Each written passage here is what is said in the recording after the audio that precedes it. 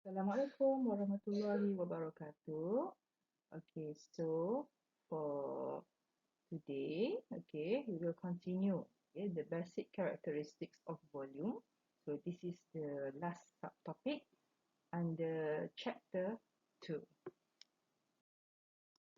Okay, so almost everything that technicians use in plotting a specific security involves either the price itself or a statistical variation on it. Okay, so meaning to say that, okay, in order to get, okay, the pattern of the chart itself, okay, we gain the chart itself from the historical prices. However, volume, okay, volume also can offer a new dynamic in our interpretation of crowd psychology. Okay, so therefore, analyzing volume trends gives us a better understanding of how and why price patterns work. Okay, in effect, okay, the study of the characteristics of volume gives the greater depth to the weight of the evidence approach described earlier. Okay, so meaning to say that, okay, beside we look into the price itself, okay, we also look into the volume pattern.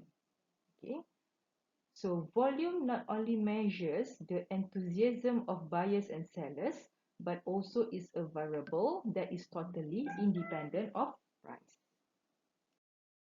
All right, so these are the benefits of volume studies. Okay, so volume studies offer three major benefits. All right, so the first one is when price and volume patterns are compared, okay, it is important to see whether they agree each other between the price and volume. All right, so if so, the probabilities favor an extension of the trend. Okay, meaning to say that we will look also, okay, the trend pattern itself, okay, by looking on the agreed between price and also volume, meaning to say that um, when we look into the price pattern, okay, and then we want to confirm, okay, we want to confirm the trend itself by looking at the volume pattern also. Okay, number two is if price and volume disagree. Okay, so this tells us that the underlying trend is not as strong as it looks on the surface. Okay, number three, okay, occasionally price action offers mild signs of an impending trend reversal. Okay, but volume can throw up characteristics of its own, okay, that literally shout this message. Okay, so in such cases, a study that was limited to price action would fail to uncover a good and obvious warning of opportunity. Okay, okay, so these are the principles of volume interpretation, how we are going to interpret the volume. Okay, so these are the principles. Okay, volume typically goes with the trend. Okay, so in this sense, volume is always interpreted in relation to the recent past.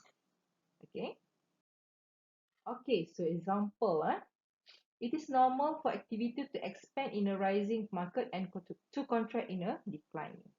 Okay, so for example, in figure 7.1, okay, taken from the textbook, okay, volume goes with trend. Okay, as you can see that the trend is downtrend and uptrend. Okay, so the fluctuation of the price movement. So we look also into the volume. Okay, we could see that the trend or the pattern also, okay, follow the price trend also. Okay, okay, we know that when prices move in trends, this does not occur in a straight line. Okay, instead the price works its way up and down in a zigzag fashion. Zigzag fashion. Okay, so volume trends are similar. Okay, so this one on the left side, the solid arrows indicates an expanding volume trend and the dash one declining trend. Okay, so this is the example of the statement. Okay, so the combination of rising volume and rising price is normal. Okay, it's normal. So it indicates that the things are in gear. Okay, such a situation has no forecasting value, okay, except to imply that it is likely that a negative divergence between price and volume lies ahead. Okay, so basically, okay, the movement pattern, the volume movement pattern, okay, is similar as uh, what we call a follow the movement of the price itself. Okay, so volume normally leads price during a bull move. Okay, so a new high in price that is not confirmed by volume should be regarded as a red flag. Okay, a new high price that is not confirmed by volume should be regarded as a red flag. Okay, so warning that the prevailing trend may be about to reverse. Okay, so in figure 7.3, the price peaks at point C, yet the average volume reached its maximum around point A. Okay, so take a look into the figure 7.3. Okay, we could see that this is the rising prices and falling volume is bearish. So you look again, you recall back, okay, the principles of uh, volume interpretation. Okay. Okay, so rising prices accompanied by a trend of falling volume, okay, as shown in figure 7.4 later. This is an abnormal situation, so indicates a weak and suspect rally and is a bear market characteristic. Okay, so when it is recognized, it can and or should be used as a piece of evidence. Okay, so volume measures the relative enthusiasm of buyers and sellers. Okay, so when it shrinks as price the advance occurs. Okay, so right, so we take a look into the next slide. Okay, this one, rising prices and falling volume is bearish. Okay, this also can occur in real life situation. Okay, sooner or later the trend will reach a point where sellers become more motivated. Okay, after that prices will start to pick up on the downside. Okay, all right, so you can look into this one. Okay, so this one is volume characteristics change in bull and bear market. Okay, so you look into the how the volume pattern itself, okay, that occur during the bull and also the bear market. Okay, sometimes both price and volume expand slowly, okay, gradually working into an exponential rise with a final blow off stage.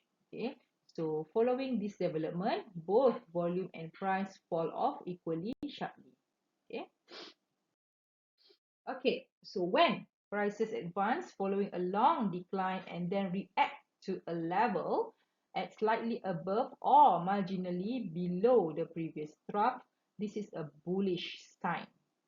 Okay, if the volume on the second trough is significantly lower than the volume on the first. Okay, so there is an old saying on Wall Street: never short a dull market. Okay, this saying applies very much to this type of situation. So I'm sorry, you have to ignore this capital letter. Okay, this is a typing error.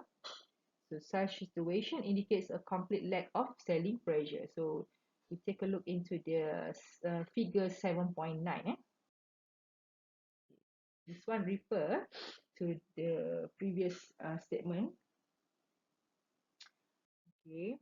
So a downside breakout from a price pattern, trend line, or moving average that occurs on heavy volume is abnormal and is bearish sign that confirms the reversal in trend. Okay, this one. We can see that suddenly we look into the volume, okay, increasing. So it may signal of reversal. Okay, when the price has been rising for many months, an anemic rally, okay, accompanied by high volume indicates churning action and is a bearish factor. So we could see that, okay, volume also may help us to give uh, a definite signal, okay, either reversal signal, okay, or maybe a bullish or bearish signal, okay. So, but uh, anything you must confirm with the price also and the indicators and also the pattern. Okay. Right. So following a decline, heavy volume with little price change is indicative of accumulation and is normally a bullish factor. Okay. Decline.